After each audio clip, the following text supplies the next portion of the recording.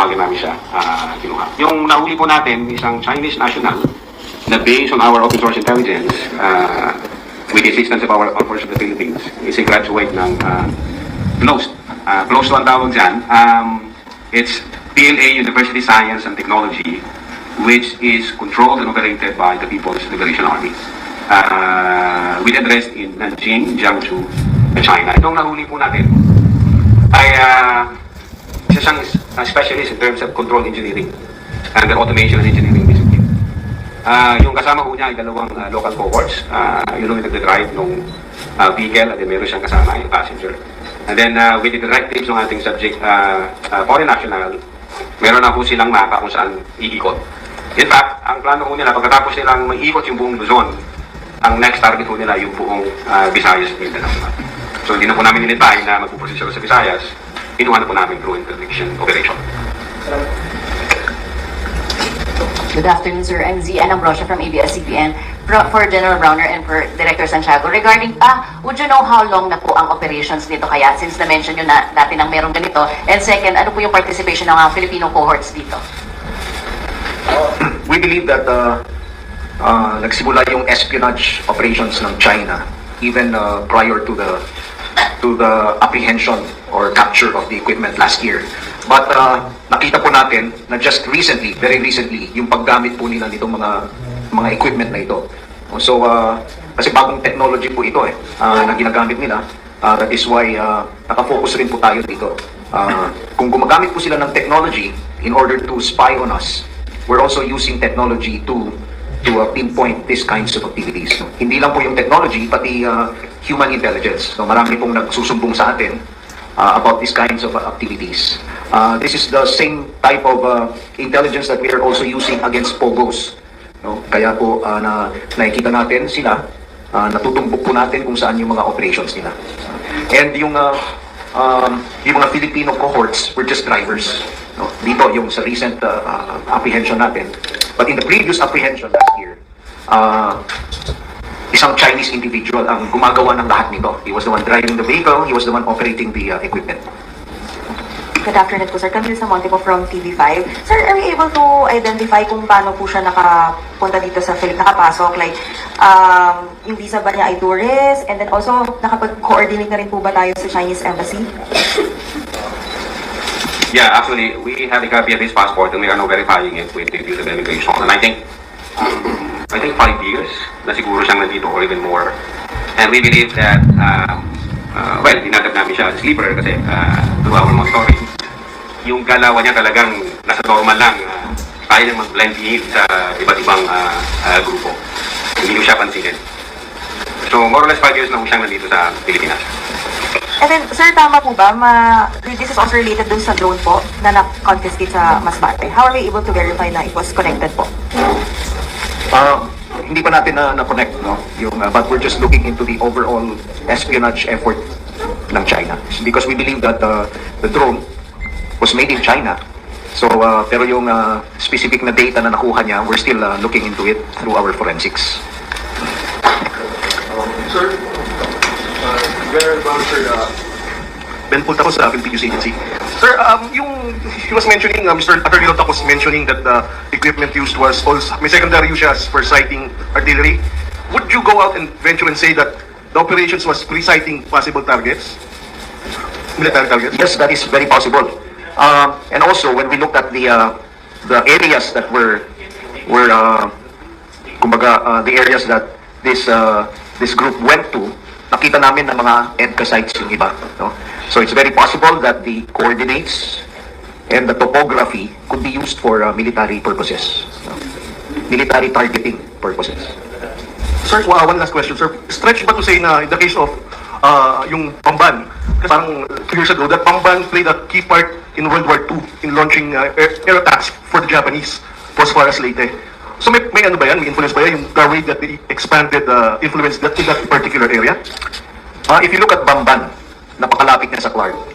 And it's between Clark and Capas, Tarlac, where we have a major military camp. No, nandyan yung Army Training and Doctrine Command. Nandyan rin yung Armor Division natin sa Capas, Tarlac. And nakita naman natin during the World War II, no, yung Tapas played and also another a very important role, lalong-lalo na dun sa Death March. So, kaya nakikita namin yung strategic importance nung Bamban na Pogo. Sir, ginawa ko, yung po bang mga data,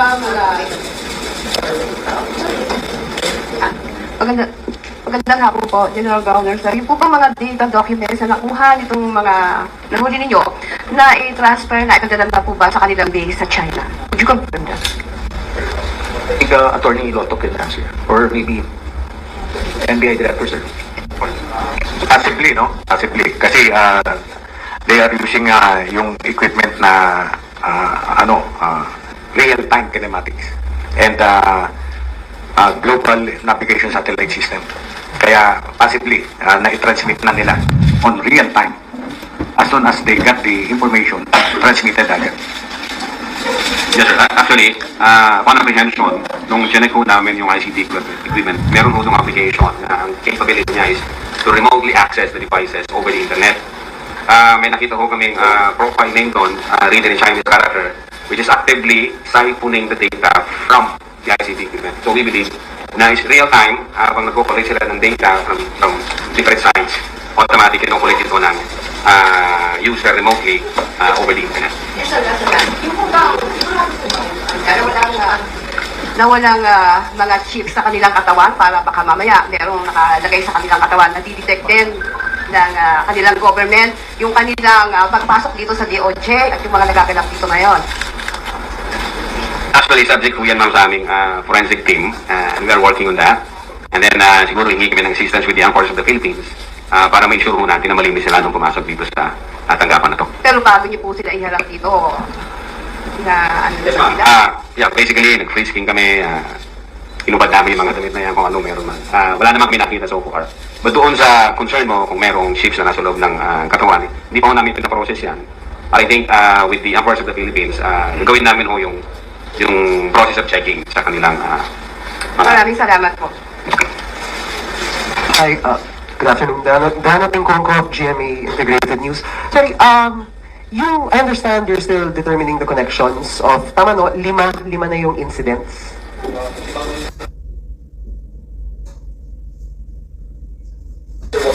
Limang underwater drones, pero like, yung incidents of espionage, Using this type of technology, this is the second. this is the second. So, limang drones plus these two, 7.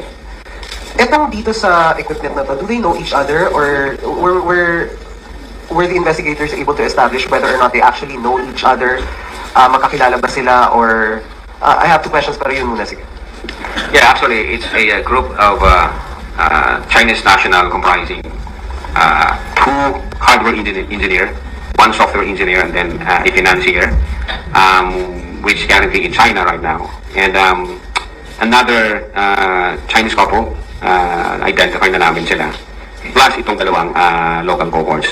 We have an ongoing investigation right now and I cannot divulge the information. Ayaw namin ma-prep po ito.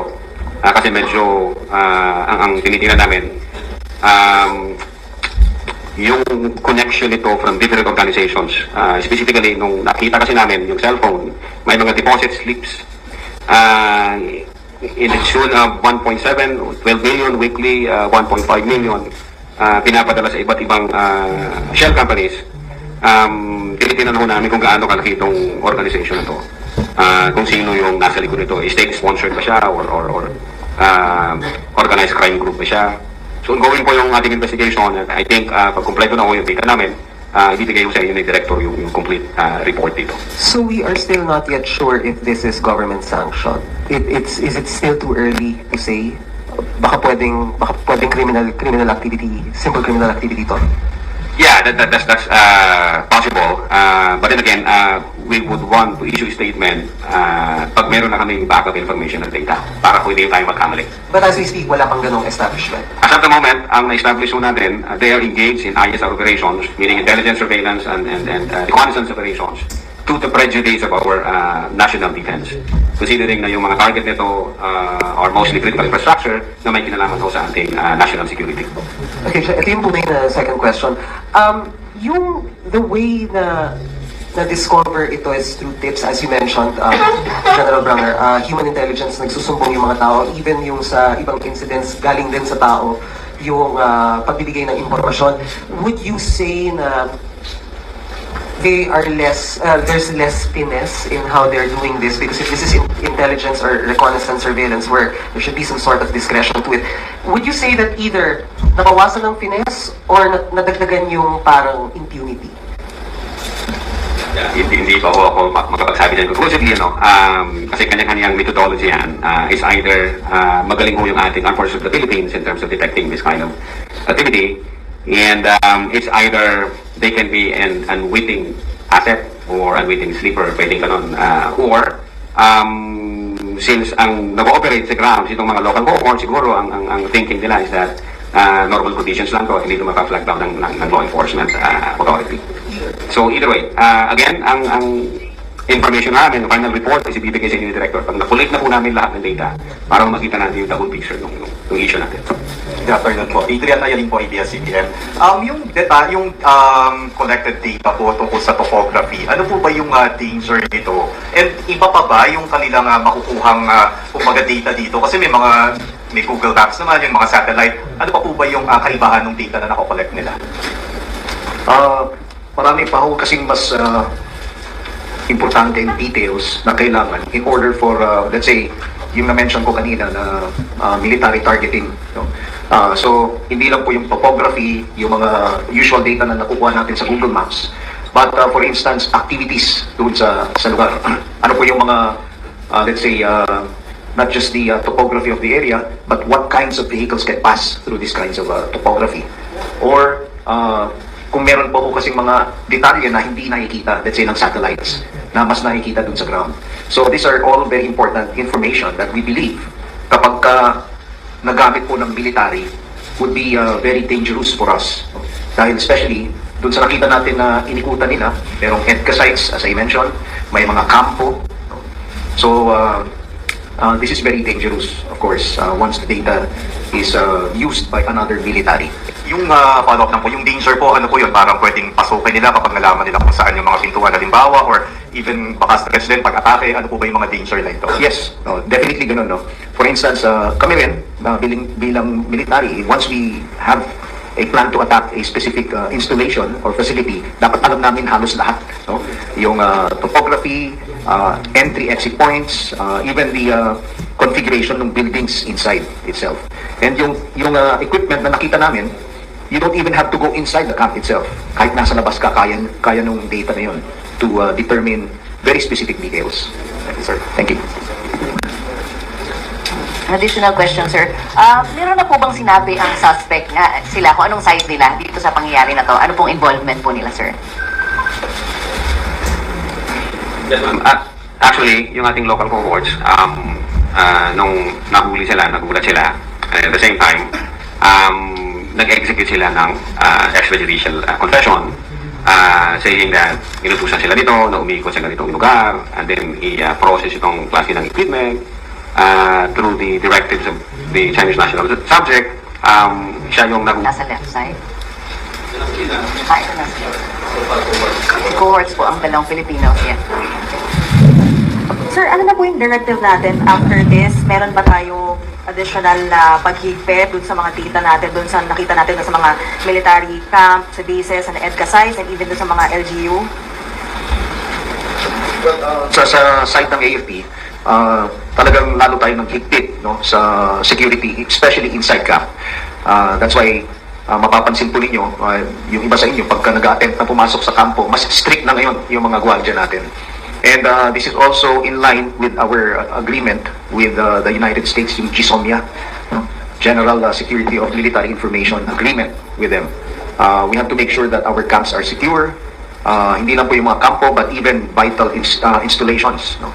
So, aside from being very strict inside the camps, we are also monitoring the periphery of our camps. Dahil napansin po natin, katulad dun sa mga EDCA sites natin, ay bigla na lang may tumatayong mga pogo sa katabing area ng mga EDCA sites natin. So that's why we are very careful, and we have also enhanced yung ating intelligence operations against espionage activities nationwide. Are you also eyeing to implement like background checks po? Since kasi yung ito pong nahuli, 5 years na pala siyang nakatira dito. Actually, ongoing ho yung aming background investigations. May mga na-identify kami ng mga kasama nito, nag-arik na sa China ngayon, but they have businesses, established businesses here in the Philippines. So,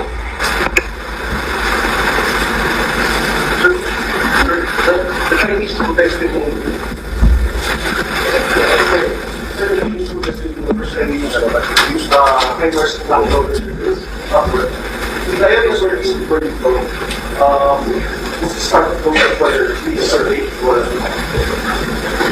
Yes, no, yung mga exercise areas natin, nakita namin napuntahan din nila.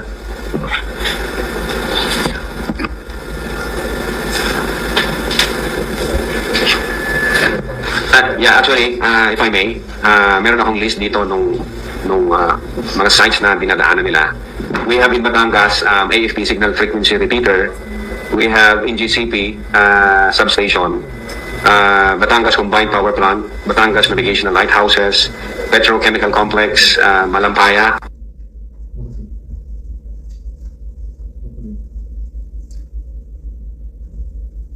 Coast Guard District, Southern Luzon, and then combined cycle power plant sa Batangas City, and then sa Laguna, yung Kalaya Power Plant, yung GCP, Lumban Substation, and 201st Brigade, Cavite, Laguna, etc. So marami ho nasa listahan po namin. Magpo-provide ho kami ng list nito, and then distribute po namin sa inyo, ma'am, sirs.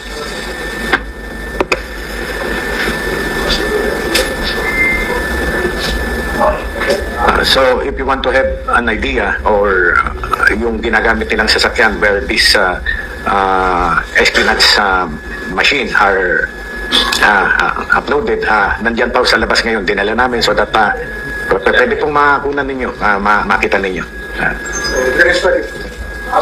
Okay, salamat po. Welcome to Team Sam TV, your channel for the latest news updates. Here, we break down the biggest stories from around the globe, covering everything from breaking news to politics. Whether you want to stay informed or just catch up on what's happening, we've got you covered.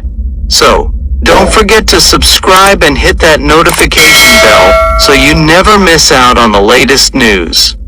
Join the Team Sam TV family, and let's explore the world together, one update at a time.